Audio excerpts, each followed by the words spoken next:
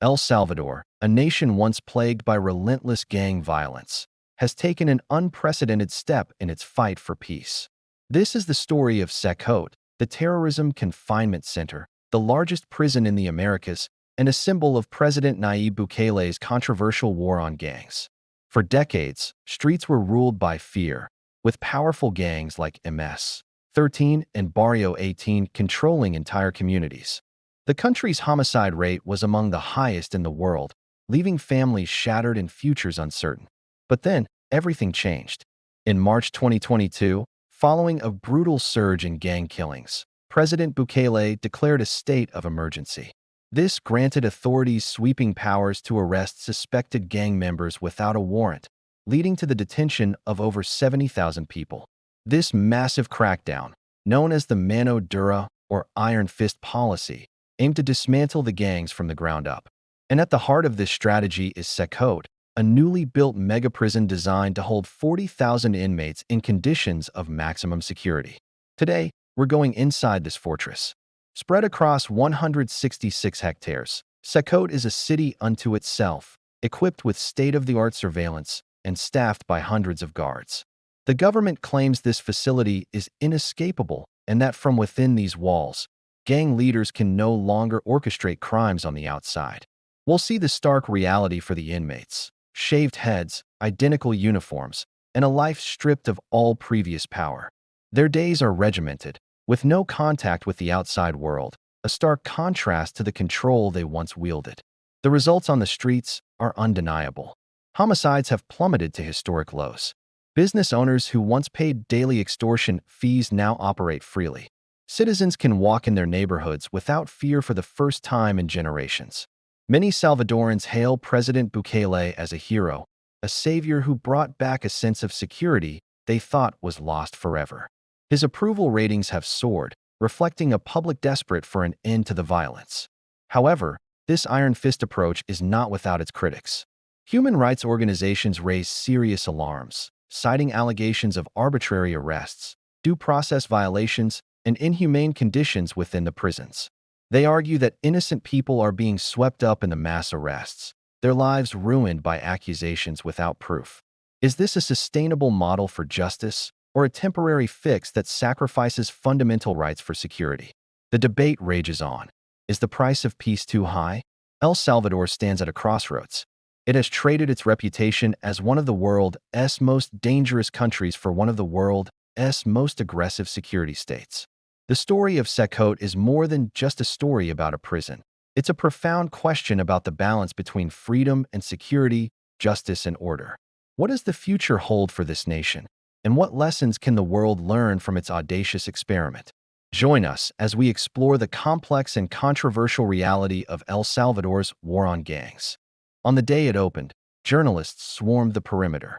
Drones buzzed like angry hornets overhead, their cameras trying to catch a glimpse of the secrets within.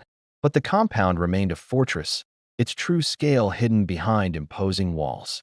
Before the sun had even risen, the first buses arrived, their engines a low grumble in the pre-dawn quiet. The metal doors hissed open, and one by one, the men stepped out. Barefoot, heads shaved clean, dressed only in plain white shorts, their hands restrained. Some wore looks of confusion, others exhaustion. A few faces were masks of pure anger, but most were just quiet. Too quiet. Officers, all business, marshaled them into silent, single-file lines. The rules were immediate and absolute. No talking, no turning around, no stopping.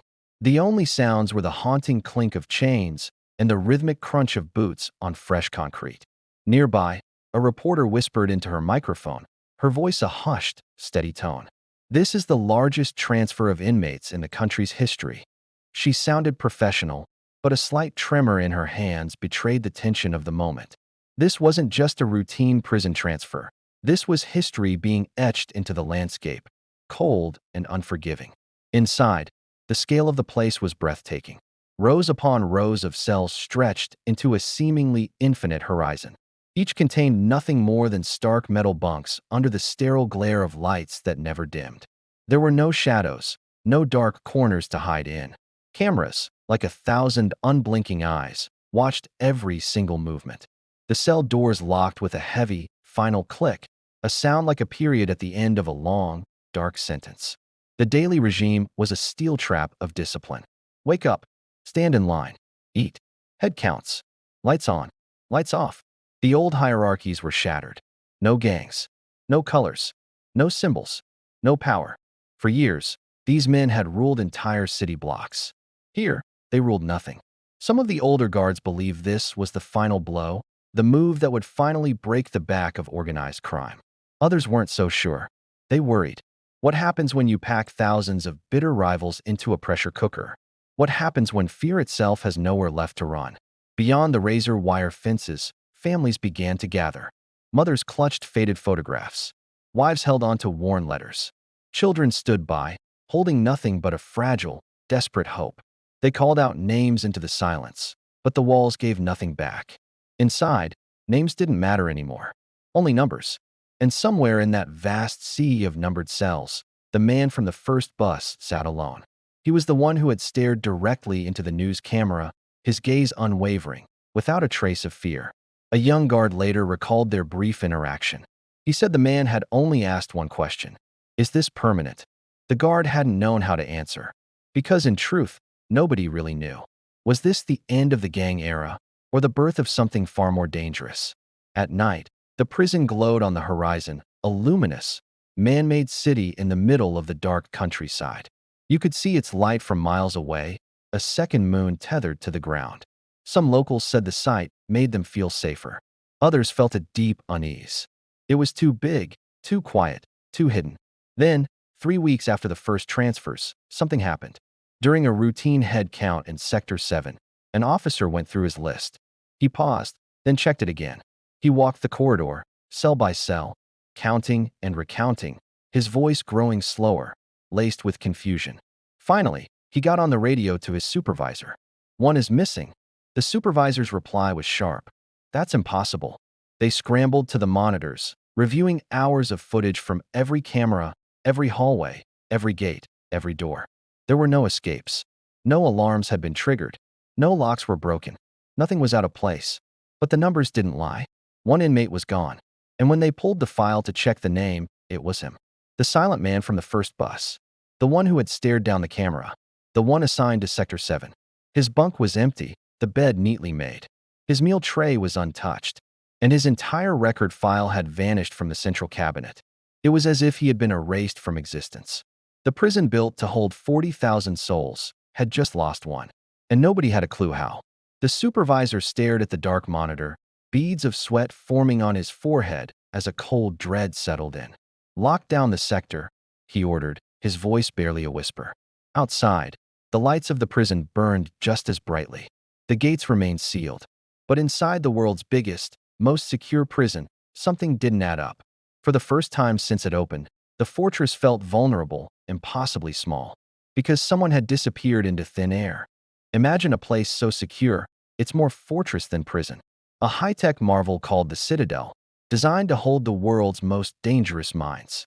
Its walls are seamless, its surveillance is absolute. An escape is not just improbable, it's mathematically impossible. That's the story they sold the world, anyway. But one morning, everything changed. Inmate X, a notorious hacker known only as Silas, vanished. Not escaped. Vanished. The cell was sealed from the inside. The 24/7 biometric scanners registered him sleeping soundly. No alarms were triggered, no digital footprints were left behind. It was as if he had simply ceased to exist. The official report called it an anomaly, a glitch in the system. But Captain Eva Reyes, the lead investigator assigned to the case, knew that glitches don't make people disappear. She was a woman who believed in data, in evidence, in the tangible world she could see and touch. But this case was different. It felt wrong. Reyes began her investigation by the book.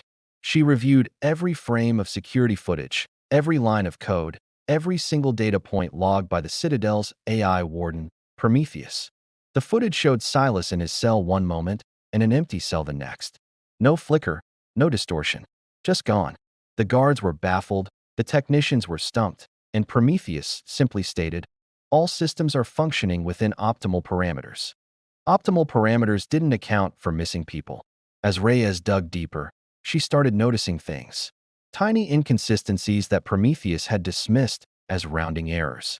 A flicker of energy in Silas's cell just before he disappeared, lasting only a nanosecond.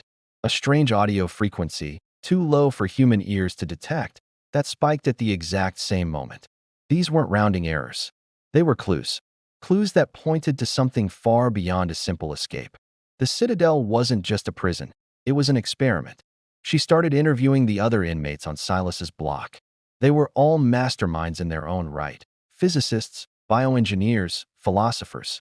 Most were uncooperative, but one, a disgraced theoretical physicist named Dr. Eris Thorne, looked at her with a knowing, almost pitying smile. "You're asking the wrong questions, Captain," he said, his voice a low whisper. "You're looking for a door he walked through. You should be looking for the reality he walked out of." Thorne's words were cryptic, but they struck a chord with Reyes. She started pulling on the thread, cross-referencing Silas's old research notes with Thorne's work. What she found was terrifying and exhilarating. They were both working on quantum entanglement and reality simulation theories. The idea that our perceived reality is just one layer of an infinite number of possibilities. The Citadel, with its immense computational power, wasn't just built to contain prisoners. It was built to study them, to map their minds, and perhaps to manipulate the very fabric of their existence. Reyes realized Silas hadn't escaped the prison. He had escaped reality itself. He had found a back door, not in the Citadel's code, but in the source code of the universe. The energy flicker, the audio frequency. It was the signature of a quantum tunnel, a momentary bridge between dimensions. This wasn't a manhunt anymore. It was something entirely new. Confronting the Citadel's director, a man who answered only to shadowy corporate benefactors, Reyes laid out her theory. He didn't deny it. Instead, he warned her to stop. "Some doors are meant to stay closed, Captain," he said coldly. But Reyes couldn't stop. Silas wasn't just a fugitive. He was proof. Proof that the world was so much bigger and stranger than anyone knew. Now, Reyes is faced with an impossible choice. Does she expose the truth and risk shattering the world's understanding of reality? Or does she pursue Silas into the unknown, stepping through the same door he did? The trail has gone cold in our world, but it might just be starting in another. The disappearance of one man from an impossible prison has become a question about the nature of everything. And for Captain Reyes, the investigation has just begun. What do you think she should do? Let me know in the comments below. Outside the prison, the story hadn't reached the news yet. CECOT was still being called a success. Crime numbers dropping. Neighborhoods calmer. Kids playing soccer again. Shop owners smiling. People saying thank you to the police. For the first time in years, some families slept through the night. But inside the walls, tension grew. Because officers started noticing small things. Little things. Things that didn't fit. A tray delivered to a number that no longer existed. A uniform missing from storage. A door sensor logging a movement at 3:12 a.m. with no camera image. Tiny cracks.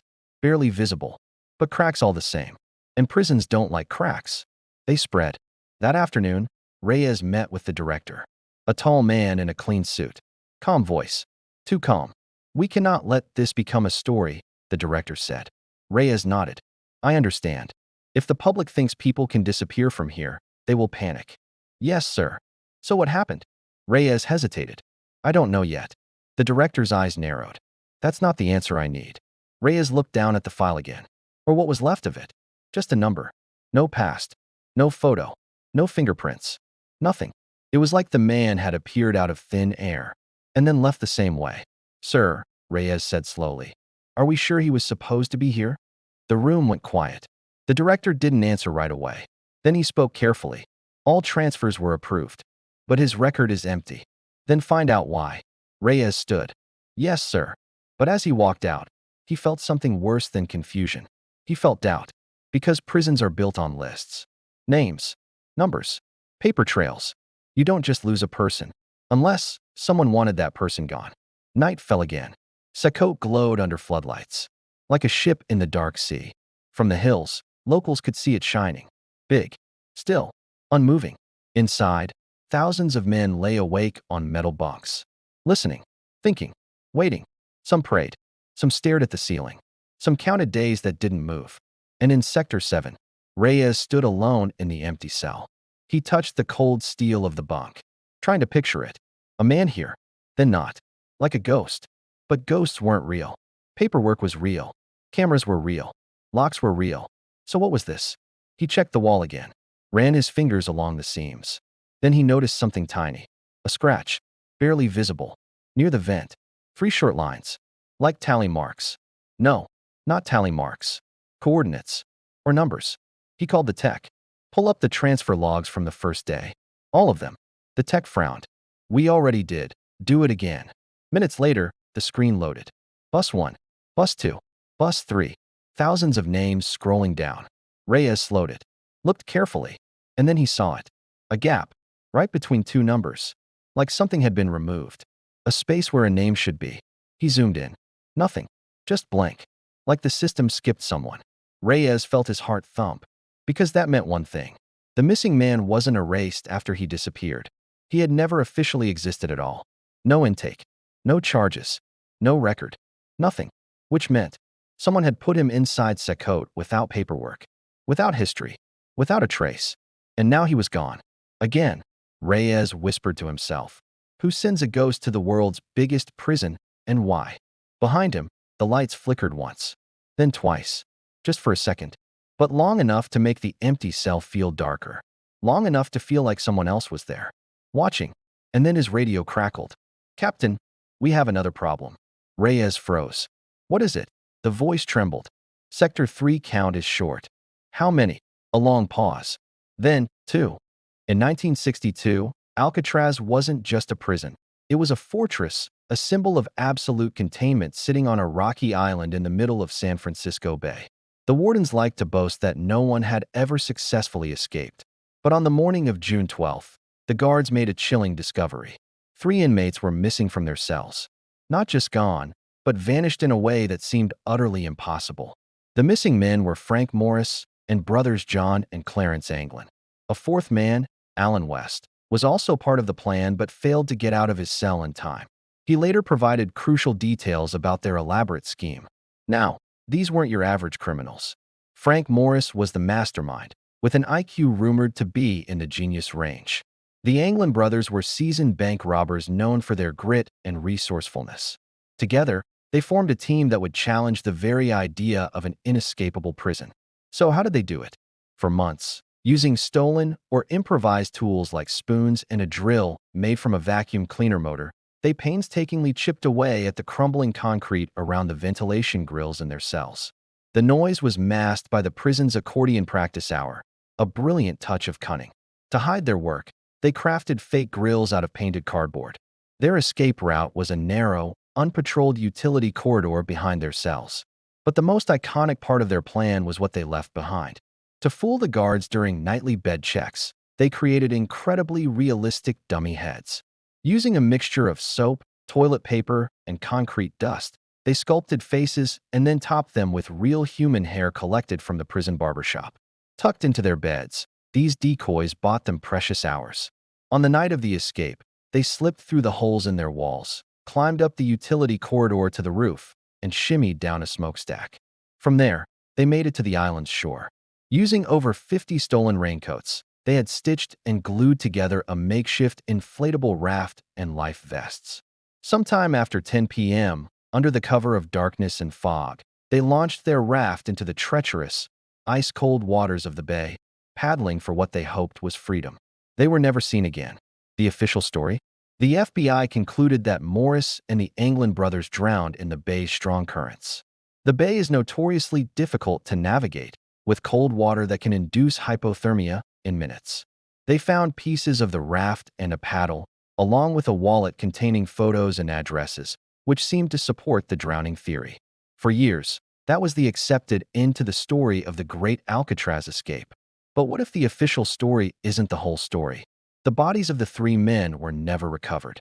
Over the decades, tantalizing clues have emerged, fueling speculation that they actually made it. Family members of the Anglin brothers have claimed to receive postcards and messages from them for years after the escape. A childhood friend of the Anglins claimed they attended their mother's funeral in 1973, disguised as women. Most compellingly, a photo surfaced in 2015, allegedly showing John and Clarence Anglin on a farm in Brazil in the 1970s. Forensic experts have even suggested it's highly likely to be them. Did they perish in the icy waters? Or did they pull off the most audacious prison break in American history and live out their lives as free men? The case remains officially open. The U.S. Marshal Service still has active warrants out for their arrest, making them wanted men to this day. It's a mystery that endures, a perfect blend of brilliant planning, daring execution, and an ending that leaves us all wondering. That night, Luis sat alone in the control room. He couldn't stop thinking about the missing seconds. 2 seconds. He rewound the footage again, frame by frame, and then he saw it. In the reflection of a polished floor tile. A shadow, not of a prisoner, not of a guard on patrol. A different uniform, a different shape. Someone standing outside the usual route. Someone who wasn't logged into the system. Luis froze. He printed the frame. He didn't tell anyone. Not yet. Because he wasn't sure who to trust. Marta went back to cell block 7. She stood in front of the empty cells. Beds made neatly. Metal toilets untouched. No signs of struggle. She spoke quietly to the neighboring inmate again. The thin man with tired eyes. "You said you heard something," she reminded him. He nodded slowly. "Like metal," he whispered. "Metal. Like a door opening." Marta looked around. Every door here was electronic. Controlled remotely. Only command could unlock them. And every unlock was logged. Unless it wasn't. The next morning, an announcement shocked the prison. The 3 inmates had been relocated for further questioning. That was the official statement. Relocated. No details. No explanation. Just a new word. Reyes watched the announcement from his office. Relocated? He had never signed relocation papers. Neither had Marta. Luis folded the printed frame of the shadow and slipped it into his pocket. Something wasn't right, and everyone felt it. Days passed. No more updates. No more questions allowed. The case was closed. But nothing felt closed. Marta requested one last meeting with Reyes. They sat across from each other in a quiet office. "You know they weren't relocated," she said. Reyes stared at the table. "I know. You know the signatures were fake." "Yes." "You know the footage was altered." He nodded slowly. Marta leaned forward. "So what really happened?" Reyes finally looked at her. And for the first time, his voice wasn't steady. "They were never supposed to be here," he said. Marta's heart pounded. "What do you mean?" "The transfer orders didn't come from the prison system." "Then where?" Reyes hesitated. Then he said a single word. "Above." Marta felt the weight of that word. Above the prison. Above the department. Above the system. She understood. The 3 missing men weren't random. They weren't normal inmates. They had been brought in quietly. And removed even more quietly. No paperwork. No witnesses. No trace. Except for 2 missing seconds of footage. That night, Luis made a choice. He sent the printed frame anonymously to a journalist known for investigating prison systems. No message. No name. Just the image. The shadow in the reflection. A uniform that didn't match CECOT. And a timestamp that skipped. Weeks later, rumors began outside the prison walls. Questions in the media. Careful headlines. Nothing accusing. Just asking. Who were the 3 men? Why were their records identical? Why were transfer documents copied? Why did camera footage skip? CECOT remained standing. Massive. Silent. Unmoving. But something had changed. Not in the walls. Not in the gates. In the trust. Captain Reyes walked the yard one evening. The sun setting behind the high concrete towers. He looked at the rows of silent inmates. Order remained. Control remained. But the mystery did too. Marta stood beside him. "Do you think we'll ever know the truth?" she asked. Reyes looked at the darkening sky. "In places like this," he said softly, "the truth doesn't disappear. It waits. Behind locked doors. Inside missing seconds. In shadows caught on camera." The world believed CECOT was escape-proof. And maybe it was. But what if the real story wasn't about escape? What if it was about removal? What if the 3 men were never meant to stay? And what if someone far above the prison walls decided their disappearance would never be questioned? The cameras kept watching. The guards kept walking. The cells stayed locked. But somewhere in the system, 3 names no longer existed. No death records. No release papers. No court updates. Just silence. And in a prison built to control everything, silence was the loudest sound of all. Thanks for watching, and if you enjoyed this mystery, be sure to subscribe for more.